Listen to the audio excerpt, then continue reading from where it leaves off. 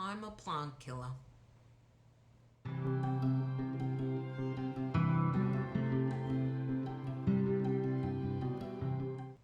G'day and welcome back to my channel. And if you're new here, hi, I'm Kathy. This is where I talk about my plants and all my other pet projects, and I have a lot of pet projects. First off, I wanted to thank you guys. I just realized that I hit 100 subscribers, so yay! It was a real shock to me, to be honest. I didn't even think I'd get to 100, so it means a lot to me that you guys have subscribed, and I really do appreciate it. Now, if you're wondering where I got the title Dead as a Doornail, I'm a big fan of Suki Stackhouse, the Charlene Harris books. I just love those books, and I love the titles that she has. But in actual fact, this saying goes back to the 1300s. Apparently even William Shakespeare and Charles Dickens have used it in their novels or plays. Fun fact, the saying comes from having nails hammered into a door and then hammered on the other side so that it's not reusable. Or that's where they believe the saying came from. It's called clenching, apparently. Always learn something new every day. So today I am going to talk about all the plants I have killed, and there have been a few, unfortunately. I know nobody wants to kill plants, well I certainly don't, but unfortunately it does happen. When I first started collecting plants, reading up on them and doing some research and learning how to take care of them, I was absolutely devastated when I killed my first plant, which was probably a succulent, most likely because I overwatered it. Oh, I just tore myself to shreds. I was so upset about it. I thought, oh my God, what did I do? And how could I kill this poor thing that was dependent on me? And it took me a long time to get over it. Now, don't know if that's a good thing or not. Now I'm a bit more blasé about it. Not entirely, I still do get very upset when they die, but sometimes, and this is generally what I do when my plants don't do well, is I'll actually just throw them outside and say, live or die, I don't care, I'm fed up with you. Which is not quite true, because of course I did care, but honestly, I would just get so fed up in the end and so frustrated that I didn't know what else to do. And surprisingly, some plants actually didn't die. Some even thrived outside. Some, of course, did die. So let's start with one of the first plants that I killed, which was probably around a year ago now. I have a parlour palm, which I've had for quite a while. I think it's behind me, you might be able to see it. But I've had that for around 6 years. And I did have another plant for almost 20 years, which my cat Maya killed. So I decided to get a replacement for it. Now, of course, I don't have these plants anymore because they're all dead. But if I have any photos of them in their death throes, I'll insert photos in here. Fungus gnats. So I ended up buying a Cascade Palm. And I brought it home, and unfortunately back then, it was before I really knew how to look after plants, and I used to water them on a fixed schedule every week like clockwork, which of course led to me overwatering it. The Cascade Palm, for some reason the parlour palm is much more forgiving, so I really struggled with it, and it just started going downhill fast. So what I ended up doing is putting it outside, and it really hated that because it was winter. So I moved it into the garage, so it was a little bit more protected, and I just left it alone for over a month. And it actually brought out new fronds, which shocked me. I thought, seriously, I haven't watered this thing in over a month. So then I decided to bring it back inside, and I killed it. So what did I learn from it? Definitely not to overwater my plants, and definitely not to water plants on a fixed schedule. Quickest way to kill a plant is to just water it every week without checking if it needed water. So that was a really valuable lesson that has held me in good stead ever since. So the next plant that I killed was a Jalwarthia Fasciata. I have another one here. It's one of these beautiful little plants. I really love this, and I was absolutely gutted when I killed it. What I did Not with this one, obviously. This one is doing really well. It's even growing. What I did with the first one is I repotted it. And I think I buried it too deeply. So when I watered it, the leaves would be getting far too wet and it retained a lot of moisture. And then I kept fiddling with it. I kept trying to move it and I kept trying to dig it out and put it in another place. And it was a total disaster. But it taught me not to be a helicopter parent. It taught me to leave it alone and let it do its own thing, and that just by fiddling with it so much, I probably helped its demise. The next plant, and I killed several of these, are Elegy Begonias. They might also be called Riga Begonias. Very hard to find information out on these.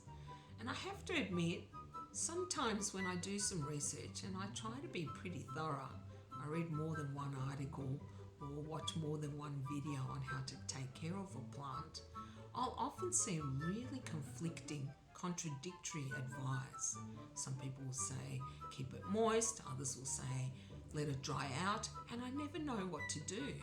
Well, this definitely happened with these begonias. I did read that the begonias don't like to have water splashed on their leaves, so I would be very careful when I watered it. But honestly, it didn't matter what I did. The flowers kept getting smaller and smaller and fading in colour, and eventually they just all died. And I just kept trying. I kept buying another one and trying again, and I'd have the same result. I did get a third one, or fourth one, I can't even remember, probably a fourth one. It was either early summer or late spring. It was in the clearance section at Bunnings. And honestly, that thing bloomed its head off for me. I had blooms for around 4 or 5 months. The leaves were spectacular. There was no blemish on them, and it just did so well. And in actual fact, I've taken a couple of cuttings and I'm propagating them, and I cut back the entire plant as well, and it's doing really well. So I'm hoping it might rebloom for me in spring. But yes, I have killed several Elegy Begonias, so you can add that to my tally of deaths. Now the next one I'm going to talk about is the Pilea cateri, and I'm sure I mispronounced it. It's also called aluminium plant. This thing just drove me crazy. Nothing I did with this plant worked. It just went downhill. I got so frustrated that I ended up putting it outside and saying, I don't care if you live or die. And it died. So I do feel bad about it, but a lot of people say they're really easy. I have certainly not found that. I honestly still don't know why it died on me. I don't know what the hell it wanted. And I think with that one, I got so frustrated in the end that I really didn't care if it lived or died. I did try to take some cuttings, but even those I was like half-hearted about. I was just so over the plant by then. I just thought, really? It's not worth all this headache. I even decided it was ugly at the end. Probably because it was easier to see it die rather than love something and think, oh my God, it's dying. Yeah, that's unfortunately another one I have to add to my tally. The next one is, and I am not even going to try to pronounce this one, it is what we call in Australia baby's tears. This one was beautiful. I had this big full plant and it had the most beautiful little leaves.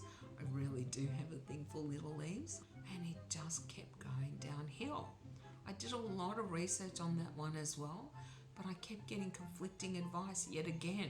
Some people were saying to keep it moist all the time. Others were saying not to. I didn't know what to do with this plant. I tried everything. I even tried putting it in my terrarium, which was probably the worst thing I could have done because I normally kill everything that I put in my terrarium. Regardless, it just kept getting browner and browner and browner. And then I think I was left with a tiny little section, which I put in my terrarium, and of course that died too. The next one is my poinsettia, which I have here. That's all that's left. This was doing really, really well actually. It was growing like crazy. It was quite big. And I had read that you needed to cut them back, which I did. And then it just seemed to go downhill. Now I have had an issue with spider mites recently, and I'm wondering if perhaps this got attacked by spider mites and that's why I ended up dying. But I don't know, and I certainly didn't see anything on it. And I cut it right back hoping that it will grow, but I think this one is pretty much dead. So yeah, that's another one I killed. I also had a purple shield. Again, I'm not even going to try to pronounce the ladder name. I'll put it on the screen for you. Beautiful, no doubt. That purple colour is just stunning. But oh my God, what a diva. I could not make this plant happy because I had nice weather at the time. I put it outside, put it in some shade, and it did really well. It even grew. But I think when we hit 40 degrees Celsius, it had a very quick demise, put it that way. Next one is my lipstick plant, Asconatus radicans. Oh, this one just baffled me, I have to say. I got this one around spring last year, and I had it hanging in my kitchen where it gets probably bright to medium light, and it did fine for a very long time. Didn't do great, but it did all right. And then for some reason it just started going downhill. I did move it. I tried to give it more light. I know that they like to dry out, so I didn't water it a lot. But regardless of what I did with this plant, it just kept dying. And as a last-ditch effort, I tried to repot it, which was probably the death knell for this plant. Basically, didn't matter what I did, it just went downhill and it died.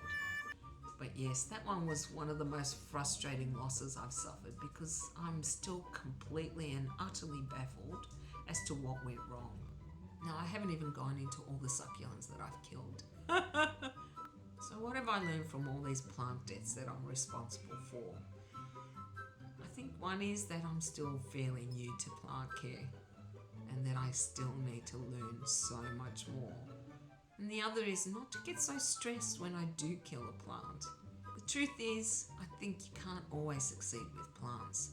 It all depends on the plant, and I do think some plants are really not meant to live indoors and that they may suffer it.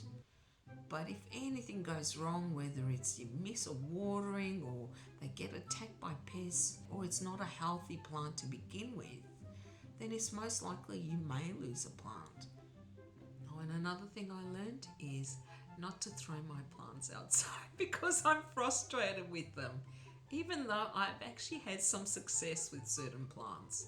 I know that my succulents, which were really suffering last winter and are now living outside, and it is winter in Melbourne, they're just loving life. They are so much happier out there. So I know that I can do that with certain plants, but clearly you can't do that with all of them. There's something else I wanted to say. I don't know about you guys, but when I first killed some plants, I thought, fine, I will never get this plant again. But now I think that I will try again with certain plants. I think now that I'm a little bit more experienced, perhaps I will be better at looking after it and catching any signs of any problems, and hopefully not kill the plant. So if you've lost a plant, don't beat yourself up about it. It happens to everyone. And whoever claims they've never killed a plant has probably only ever owned one. Well, that's what I think anyway. And I know that I have read that you are not a true gardener until you've killed at least 100 plants. I'm nowhere near that yet. I don't think I'm a plant serial killer yet. I don't know if you can hear my cat, but she's running around again because she saw that I'm filming and she needs to be in on it. And my dog's whining because she's teasing her. Well, I hope you enjoyed this video and I hope it made you feel better about any plants that you might have killed. And also, again, I wanted to thank you all for subscribing. It really did mean a lot to me. And if you did enjoy this video, you can give it a thumbs up. If you haven't already subscribed, you can. Again, thank you very much for watching, and until next time, take care guys. Bye! can get rid. What happened to them? Now, of course, I don't have photos of me. Fine, it doesn't have to live. I'm a serial killer. I guess you could call me a serial killer.